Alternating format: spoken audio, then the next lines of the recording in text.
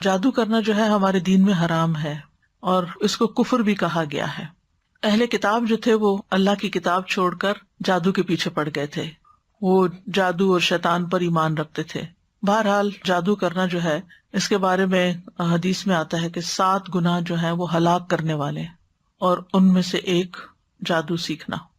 نبی صلی اللہ علیہ وسلم نے فرمایا تباہ کرنے والی چیزوں سے بچو، اللہ کے ساتھ شرک کرنے اور جادو کرنے کرانے سے۔ رسول اللہ صلی اللہ علیہ وسلم نے یہ بھی فرمایا کہ جادو کرنے اور کروانے والا ہم میں سے نہیں، یعنی اس کا اسلام سے کوئی تعلق نہیں، یعنی مسلمان یہ کام نہیں کر سکتا۔ پھر اسی طرح علم نجوم کو بھی جادو کی ایک قسم قرار دیا گیا۔ رسول اللہ صلی اللہ علیہ وسلم نے فرمایا جس شخص نے علم نجوم میں سے کچھ حاصل کیا اس نے جادو کا ایک حصہ سیکھ لیا، جتنا زیادہ سیکھے گا اتنا ہی زیادہ جادو میں مبتلا ہوگا۔ تو اس سے یہ پتا چلتا ہے کہ اس میں ستاروں سے بھی کچھ مدد لی جاتی ہے، کچھ حساب کتاب رکھا جاتا ہے۔ رسول اللہ صلی اللہ علیہ وسلم نے فرمایا عادی شرابی، یعنی جو مرتے دم تک شراب نہ چھوڑے، جادو پر ایمان رکھنے والا، یعنی کرنے کرانے والا یا سیکھنے والا یا سکھانے والا، اور قطع رحمی کرنے والا جنت میں داخل نہ ہوگا۔ ہاں اگر لا الہ الا اللہ پڑھتا تو ہو سکتا ہے کہ پھر سزا بھگت کے جائے، اللہ رحم کر دے۔ اسلام میں جادو کرنے والی کی سزا کیا ہے کہ اس کو قتل کر دیا جائے، چھوڑا نہ جائے، تاکہ اس مرض کا خاتمہ کیا جائے، کیونکہ اگر وہ زندہ رات ہو سکتا خود نہ کرے، کسی اور کو سکھا دے۔ اور جب لوگوں کو پتہ چلتا ہے نا کہ اس کا جادو چلتا ہے یا یہ جادو کرنے کا لوگ نہیں اس کو چھوڑتے، اور پھر وہ واپس پلٹ آتا ہے اسی چیز پر۔ بجالہ کہتے ہیں کہ ہمارے پاس حضرت عمر کا خط ان کی وفات سے 1 سال پہلے آیا، اس میں لکھا تھا ہر جادوگر کو قتل کر دو، حضرت عمر نے حکم دیا تھا، تو ہم نے ایک دن میں 3 جادوگر مار ڈالے۔ جادو کرنے کی مختلف وجوہات ہوتی ہیں، عموماً دشمنی، حسد، رنجش یا کسی سے انتقام لینے کے لیے جادو کیا کرایا جاتا ہے۔ اس کا مقصد ہوتا ہے کہ دوسرے کو کسی ذہنی یا جسمانی بیماری میں مبتلا کر دیا جائے، کوئی کسی کام کے قابل نہ رہے، یا اگر کچھ لوگ مل کے کوئی بزنس کر رہے ہیں اور وہ بزنس بہت فلرش کر رہا ہے تو دوسروں کو حسد ہو جاتا ہے کہ ان کو توڑو، آپس میں ان کے درمیان پھوٹ ڈالو تاکہ یہ الگ الگ ہو جائیں گے تو یہ کام کاروبار بھی بیٹھ جائے گا۔ اسی طرح میاں بیوی میں تفریق ڈالنا، والدین اور اولاد کے بیچ میں لڑائیاں ڈلوانا، پڑوسیوں میں فساد، دوستوں میں جدائی، بہن بھائیوں کے بیچ میں نفرت، رشتوں، اولاد یا کاروبار میں رکاوٹ یا بندش ڈالنا، یہ عام طور پر جادو کے مقاصد ہوتے ہیں۔ پھر جادو کی کئی اقسام ہیں۔ کچھ جادو انسان کو مار ڈالتے ہیں، یعنی ایسی بیماری لگ جاتی ہے انسان کو کہ وہ سروائیو بھی نہیں کر سکتا۔ کچھ صرف بیمار کر دیتے ہیں۔ کچھ جادو انسان کی عقل کو ختم کر دیتے ہیں۔ کچھ جادو انسان کے جسم کے کچھ حصوں کو بے حس بے حرکت کر دیتے ہیں۔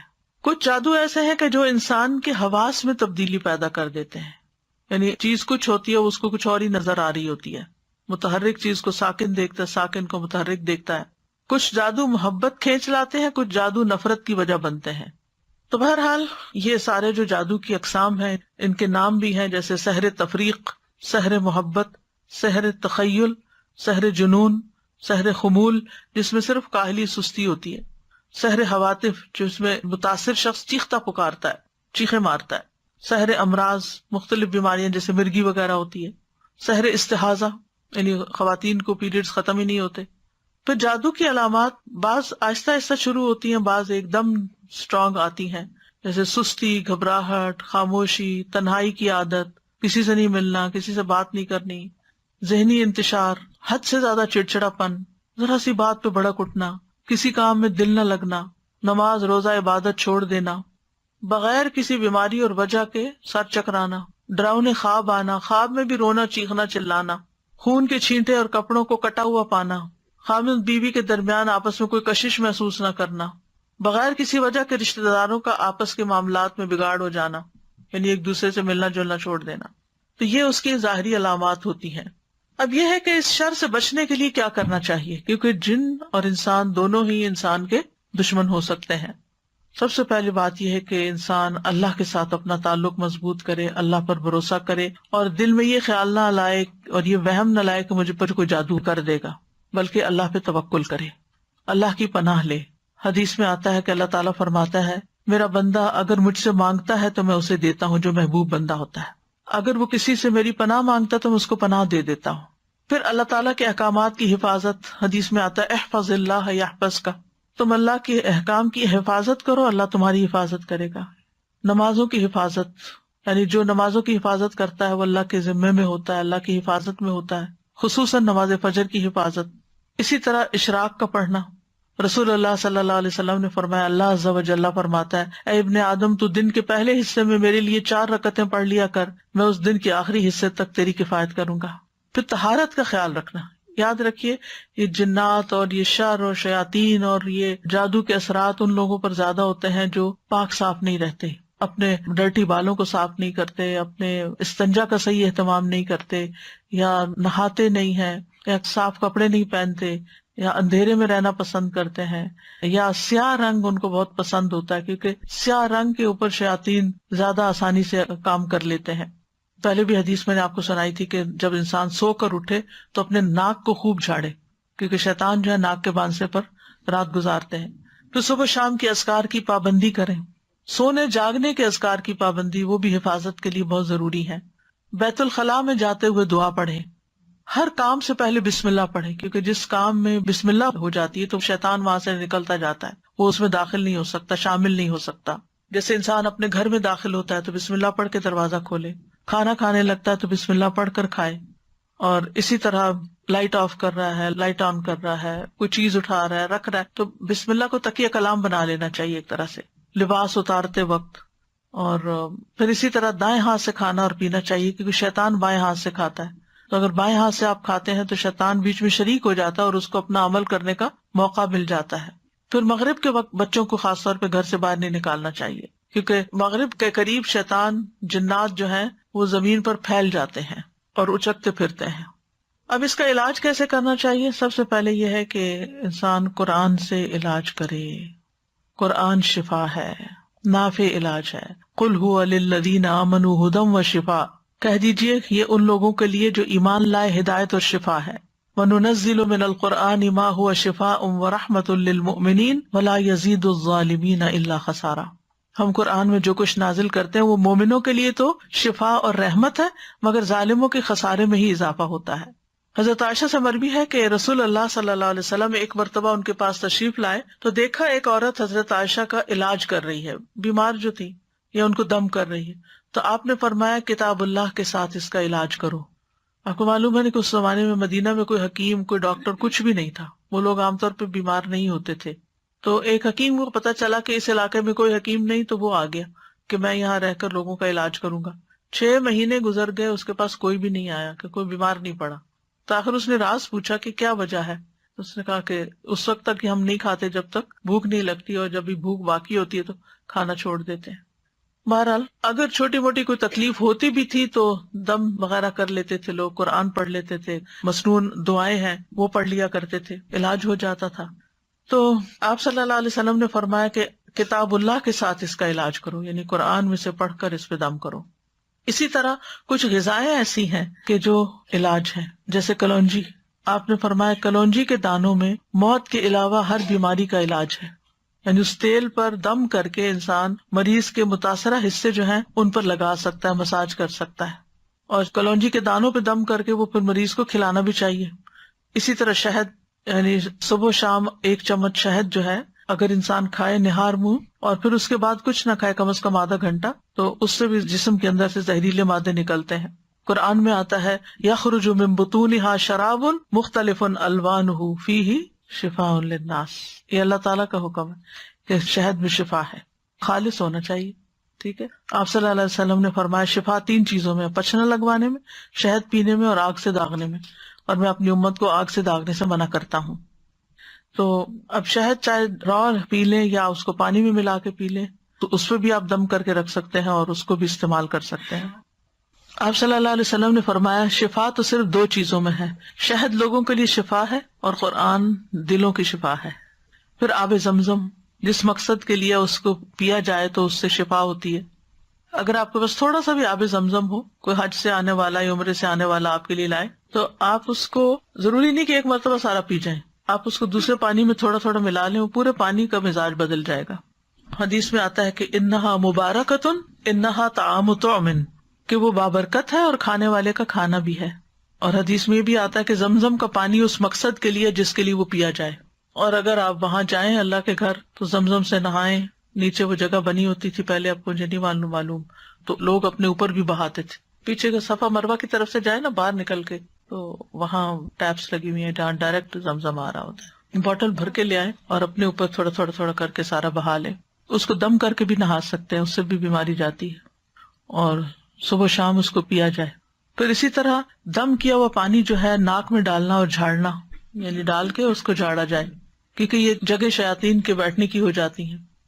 زیتون کا تیل استعمال کرنا، نبی صلی اللہ علیہ وسلم نے فرمایا زیتون کھاؤ اور اس کو لگاؤ، بے شک یہ مبارک درخت ہے.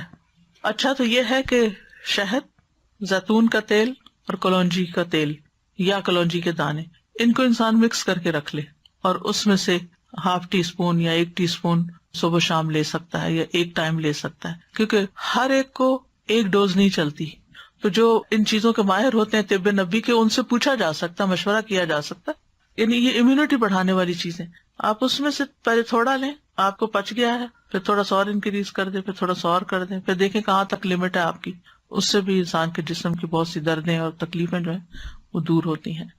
زیتون کا تیل صبح کے وقت پینا جو ہے یہ بھی بہت فائدے کا ہے. اور اب تو یہ بات بہت سننے میں آتی ہے نا کہ صبح سب سے پہلی چیز جو ہے، یا آپ کوکونٹ کا آئل لیں یا زیتون کا لیں یا کوئی بھی آئل لیں، کیونکہ وہ لیور کی کلینزنگ کرتا ہے.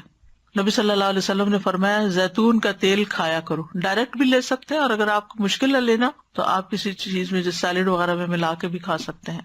فرمایا زیتون کا تیل کھایا کرو اور اس سے تیل لگایا کرو، وَالدَّهِنُ بِهِ، یعنی مساج وغیرہ کیا کرو، کیونکہ وہ بابرکت درخت ہے.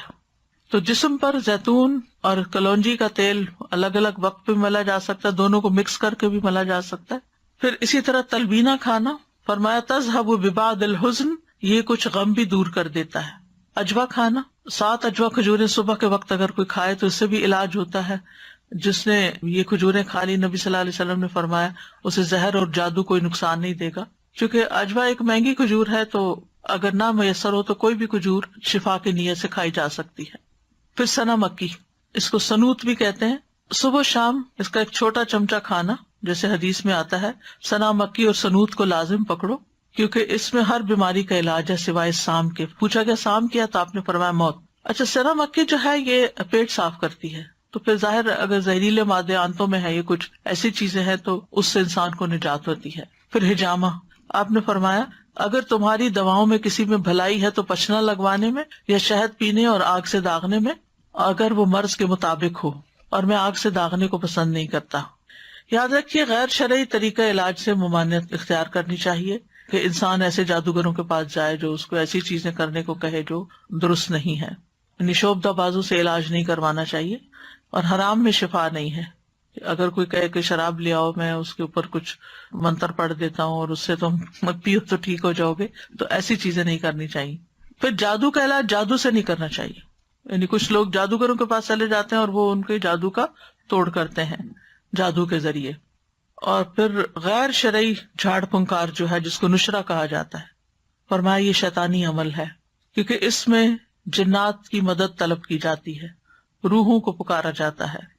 اسی کے بارے میں آپ نے فرمایا تھا کہ میری امت کے 70,000 لوگ بلا حساب جنت میں داخل ہوں گے. یہ وہ لوگ ہیں جو نہ جھاڑ پھونک کرواتے ہیں، نہ پھال لیتے ہیں، بلکہ اپنے رب پر بھروسہ کرتے ہیں. تو یہ غیر شرعی جو نشرہ جو ہے یا غیر شرعی دم کے بارے میں ہے. جو شرعی دم ہے سورۃ فاتحہ پڑھ کر یا ویسے قرآن پڑھ کر کسی کے اوپر جھاڑنا پھونکنا، اس سے منع نہیں ہے. اور مثلا شیطان کو بگانے کا طریقہ آپ نے کیا بتایا، اعوذ باللہ السمیع العلیم من الشیطان الرجیم من ہمزہ ونفخہ ونفثہ پڑھ کر ستکارا جائے، پھونک ماری جائے جس میں تھوڑی لعاب بھی ہو، تو یہ بھی تو جھاڑ ہو گئے. خود نبی صلی اللہ علیہ وسلم جب بیمار تھے تو اپنے ہاتھوں پر معوذتین پڑھ کر پھونک مار کر سارے جسم کے اوپر اپنے ہاتھ پھیرتے تھے. جب کسی مریض کے پاس جاتے تو اس کے اوپر ہاتھ پھیر کر اس کے اوپر اللہ کا ذکر پڑھتے. یہی رقیہ ہوتا ہے، یہی دم ہوتا ہے. لیکن کاہنوں اور نجومیوں کے پاس نہیں جانا چاہیے اور تعویذ وغیرہ سے بچنا چاہیے. عبداللہ رضی اللہ عنہ کہتے ہیں میں نے رسول اللہ صلی اللہ علیہ وسلم کو یہ فرماتے ہوئے سنا کہ جھاڑ پھونک، تعویذ اور گنڈے سب شرک ہیں.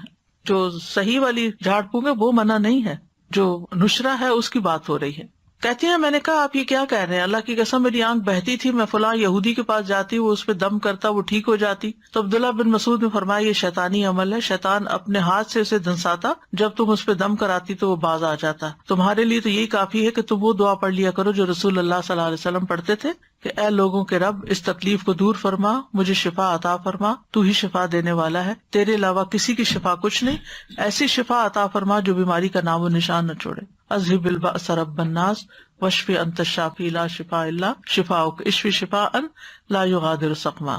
پھر اسی طرح جادو سے حفاظت کے لیے اور جادو کے علاج کے لیے سورۃ الفاتحہ جو ہے یہ بہت فائدے کی ہے۔ اور اس کی دلیل کیا ہے؟ ابو سعید خدری کہتے ہیں کہ نبی صلی اللہ علیہ وسلم کے چند صحابہ عرب کے قبیلوں میں سے ایک قبیلے کے پاس سے گزرے تو قبیلہ والوں نے ان کی ضیافت نہیں کی۔ کچھ دیر بعد اس قبیلے کے سردار کو بچھو نے کاٹ لیا۔ قبیلے والوں نے کہا کہ آپ لوگوں کے پاس کوئی دوا یا کوئی دم کرنے والا ہے؟ تو صحابہ نے کہا کہ تم نے ہماری ضیافت نہیں کی، اب ہم اس وقت تک دم نہیں کریں گے جب تک تم ہمارے لیے اس کی مزدوری مقرر نہ کرو۔ یہیں سے راقی حضرات جو ہے وہ اس کی دلیل لیتے ہیں کہ راقی جو ہے وہ اجرت لے سکتا ہے۔ چنانچہ ان لوگوں نے چند بکریاں دینی منظور کر لی۔ پھر ابو سعید خدری سورۃ الفاتحہ پڑھنے لگے اور اپنا لعاب بھی اس جگہ پر ڈالنے لگے۔ اس سے وہ شخص اسی وقت ٹھیک ہو گیا، تندرست ہو گیا۔ چنانچہ قبیلے والے بکریاں لے کر آئے، لیکن صحابہ نے کہا جب تک ہم نبی صلی اللہ علیہ وسلم سے پوچھ نہ لیں ہم بکریاں نہیں لے سکتے۔ جب آپ سے پوچھا گیا تو آپ مسکرائے اور فرمایا تمہیں کیسے معلوم ہو گیا تھا کہ سورۃ فاتحہ سے دم بھی کیا جا سکتا ہے؟ ان بکریوں کو لے لو اور اس میں میرا حصہ بھی رکھو، یعنی خوش مزاجی سے آپ نے فرمایا۔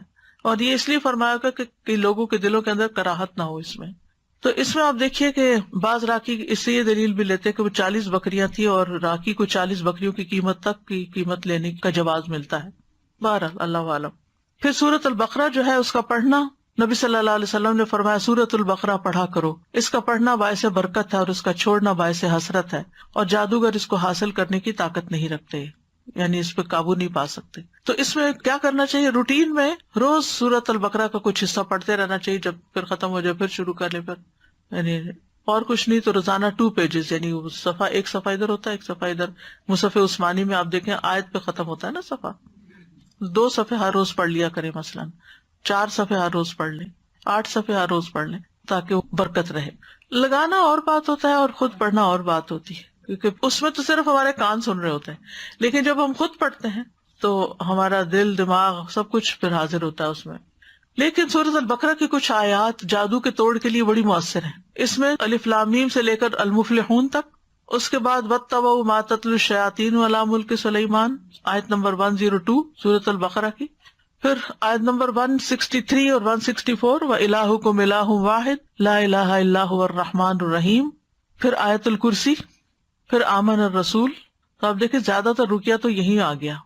رسول اللہ صلی اللہ علیہ وسلم نے فرمایا اللہ تعالیٰ نے زمین و آسمان کی تخلیق سے 2000 سال قبل کتاب لکھی تھی، اس میں سے 2 آیتیں نازل کر کے ان سے سورۃ البقرہ کا اختتام کیا گیا، لہٰذا جس گھر میں 3 راتوں تک سورۃ بقرہ کی آخری 2 آیتیں پڑھی جائیں گی شیطان اس کے قریب نہیں آئے گا، یعنی پھر وہ جادو وغیرہ کا اثر نہیں ہوگا انشاءاللہ۔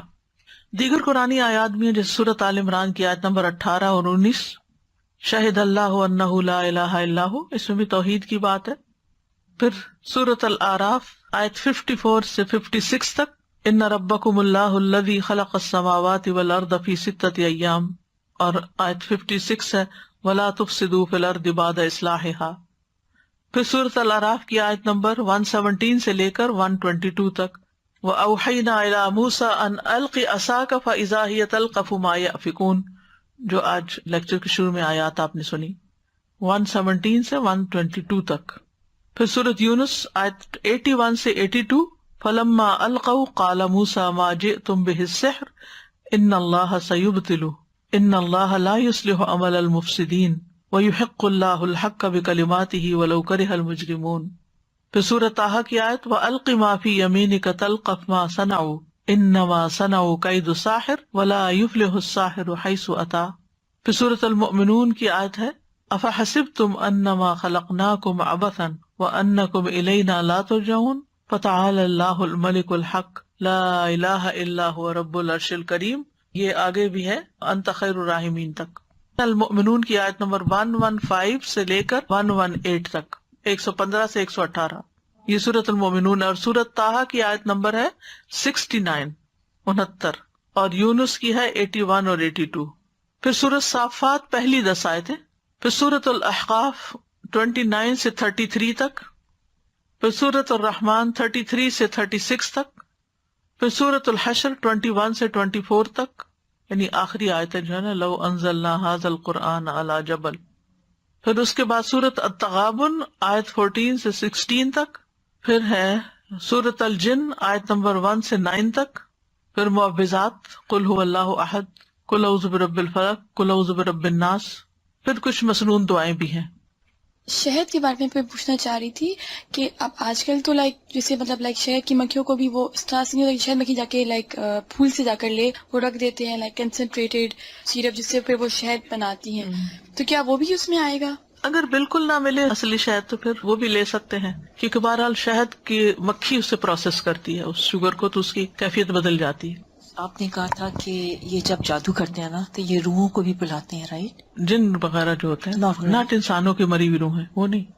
استاذہ ایک سوال پوچھنا تھا کہ اگر کسی کے اوپر جیسے جادو کا اثر ہو لیکن اس کو نہیں اندازہ کہ اس کے اوپر اثر ہے، اس کو اس کے اثرات محسوس ہو رہے ہیں، کوئی بیماری میں مبتلا ہو گیا، کسی پریشانی میں، اب وہ اس پریشانی کو دور کرنے کے لیے ذکر اذکار، نماز، روزہ جو بھی اپنے طور سے کر رہا ہے، تو کیا ضروری ہے کہ وہ علاج کا سوچ کے ہی جادو کا علاج کیا جائے، یا وہ اپنے جو نارمل اپنے یعنی ذکر اذکار میں بھی اضافہ کر دیتا ہے تو اس سے بھی اس کا علاج توڑ ہو سکتا ہے؟ اس سے بھی توڑ ہو سکتا ہے، ضروری نہیں کہ وہ یہ سوچ کے کرے کہ مجھ پہ جادو ہوا ہوا تو میں جادو کا توڑ کر رہا ہوں۔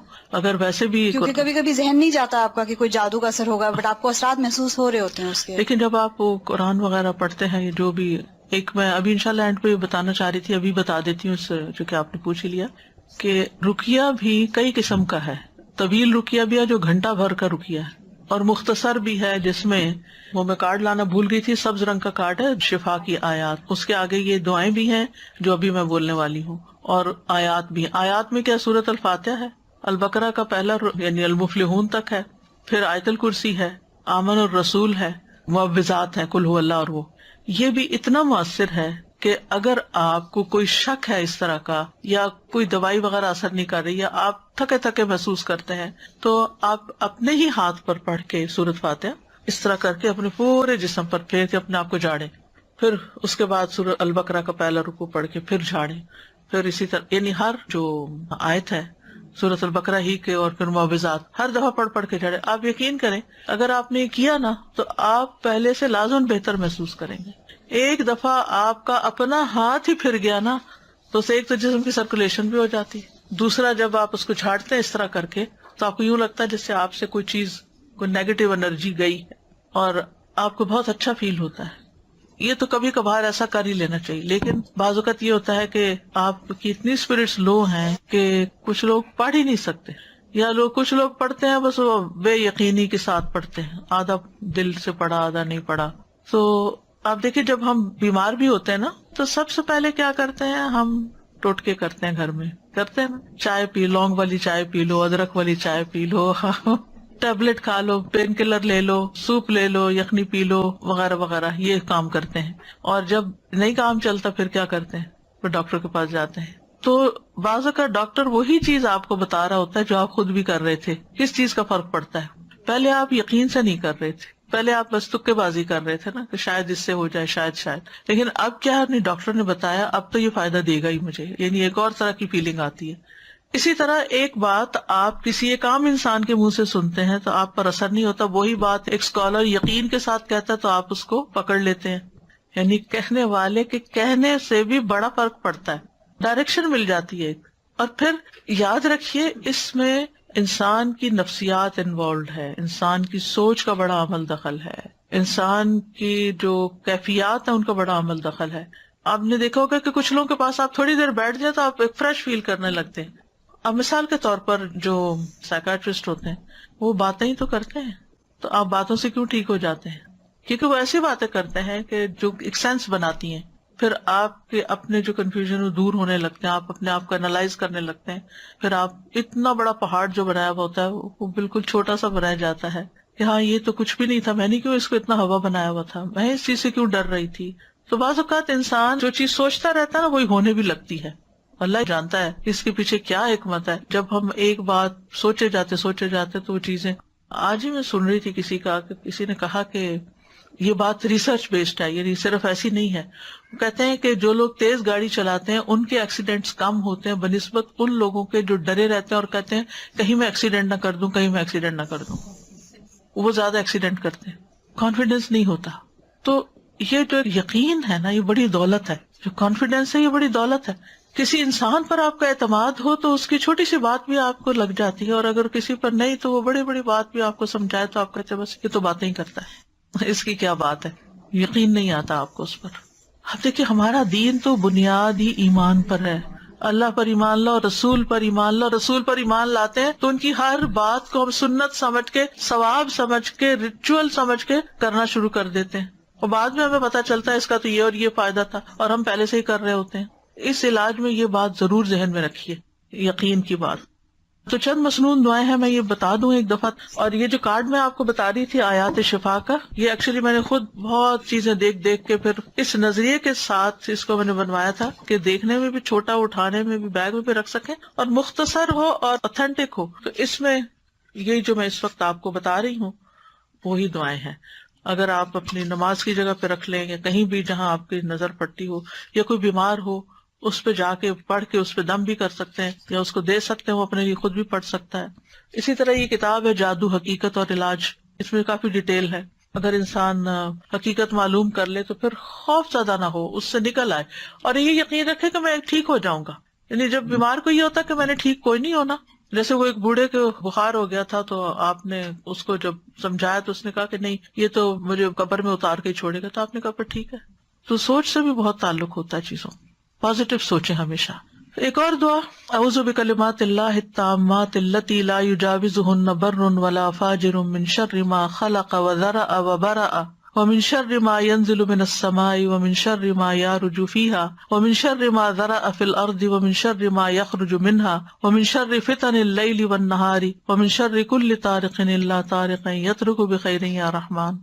میں اللہ کے کامل کلمات کے ساتھ پناہ پکڑتا ہوں جن سے آگے نہ تو کوئی نیک اور نہ ہی کوئی برا شخص بڑھ سکتا ہے، ہر اس چیز کے شر سے جس کو اس نے بنایا، پیدا کیا اور پھیلایا، ہر اس چیز کے شر سے جو آسمان سے اترتی ہے، اور اس چیز کے شر سے جو اس میں چڑھتی ہے، اور اس چیز کے شر سے جسے اس نے زمین میں پیدا کیا، اور اس چیز کے شر سے جو اس سے نکلتا ہے، اور رات اور دن کے فتنوں کے شر سے، اور رات کو آنے والے کے شر سے، سوائے اس کے جو خیر کے ساتھ آئے، اے رحم فرمانے والے۔ یہ جو ہے جبریل علیہ السلام کی سکھائی ہوئی دعا ہے، ٹھیک ہے۔ ابو طیاح کہتے ہیں ایک آدمی نے عبد الرحمن بن خنبش سے پوچھا کہ رسول اللہ صلی اللہ علیہ وسلم نے اس وقت کیا کیا جب ان کے پاس شیاطین آئے؟ انہوں نے کہا شیاطین مختلف وادیوں گھاٹیوں سے اتر کر آپ کے پاس آئے، اور ان میں سے ایک شیطان کے ساتھ آگ کا شعلہ تھا جس کا ارادہ یہ تھا کہ وہ رسول اللہ صلی اللہ علیہ وسلم کو جلا دے، یعنی اتنے ڈھیروں ڈھیر آ گئے، لیکن وہ مروب ہو گیا، خود ہی پیچھے ہٹنے لگا۔ اتنی دیر میں جبریل آپ کے پاس آئے اور کہنے لگے اے محمد کہیے۔ آپ نے پوچھا کیا کہوں؟ انہوں نے کہا آپ کہیے یہ دعا، یہ پڑھیے، یعنی اگر ڈھیروں شیطان بھی آپ کے پیچھے لگ جائیں تو اس دعا سے بھاگ جائیں گے انشاءاللہ۔ اور اس میں پناہ لی گئی ہے اللہ کے سارے کلمات سے، سب کتابوں یعنی قرآن اور اس کے علاوہ بھی جو کچھ ہے، اور پھر ہر چیز کے شر سے، جو اوپر سے آئے، جو نیچے سے جائے، رات کا شر، دن کا، ہر قسم کا شر، اور ہر طرح کے فتنے اور ہر طرح کے حادثے جو رات کو آئیں یا دن کو آئیں۔ تو یہ دعا بہت فائدے کی ہے، صبح شام کی دعاؤں میں آپ شامل کر سکتے ہیں۔ اسی طرح ایک اور دعا بھی ہے، اعوذ بوجہ اللہ العظیم الذی لیس شیء اعظم منہ وبکلمات اللہ التامات التی لا یجاوزہن بر ولا فاجر وباسماء اللہ الحسنی کلہا ما علمت منہا وما لم اعلم من شر ما خلق وبرأ وذرأ۔ میں اللہ کے عظیم چہرے کی پناہ پکڑتا ہوں جس سے عظیم کوئی اور چیز نہیں، اور اس کے مکمل کلمات کے ساتھ پناہ لیتا ہوں جن سے آگے کوئی نیک یا بد بڑھ ہی نہیں سکتا، اور اس کے تمام اسماء حسنہ کے ساتھ پناہ لیتا ہوں جن کو میں جانتا ہوں، جن کو میں جانتا بھی نہیں ہوں۔ کس سے؟ ہر اس چیز کے شر سے جس کو اس نے بنایا، پیدا کیا اور پھیلا دیا۔ بات ہی ختم، کوئی چیز بچی نہیں۔ کعب الاحبار کہتے ہیں اگر میں یہ چند کلمات نہ پڑھتا تو یہودی مجھے گدھا بنا دیتے، یعنی یہ حضرت کعب الاحبار جو کہ یہودی عالم تھے وہ پڑھا کرتے تھے، کیونکہ یہود بہت زیادہ جادو میں پڑ گئے تھے، تو اس کا انہوں نے توڑ بتایا۔ پھر اعوذ بکلمات اللہ التامات من غضبہ وشر عبادہ ومن ہمزات الشیاطین وان یحضرون۔ میں اللہ کے تمام کلمات کی پناہ میں آتا ہوں اس کی ناراضگی سے، اس کے بندوں کی شرارتوں سے، شیطانوں کے وسوسوں سے، اور اس بات سے کہ وہ میرے پاس آئیں۔ پھر اعوذ بکلمات اللہ التامات من کل شیطان وہامۃ ومن کل عین لامۃ۔ میں پناہ پکڑتا ہوں اللہ کے پورے کلمات کے ذریعے، اور ہر ایک شیطان سے، اور ہر زہریلے جانور سے جیسے سانپ، بچھو وغیرہ، اور ہر نقصان پہنچانے والی بری نظر سے۔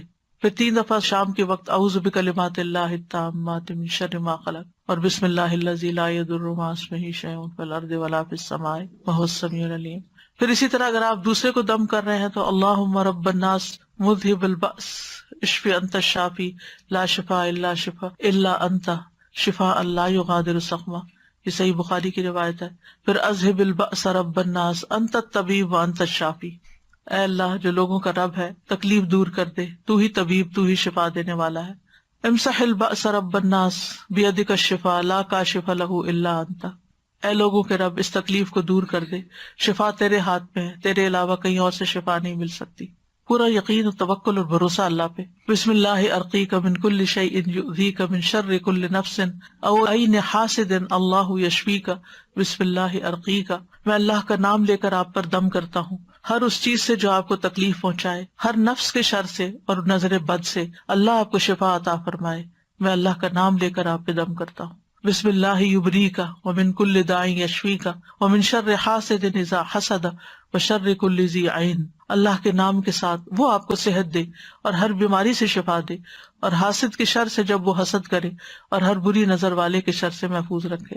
اور اسأل اللہ العظیم رب العرش العظیم ان یشفیک 7 دفعہ پھر پڑھے.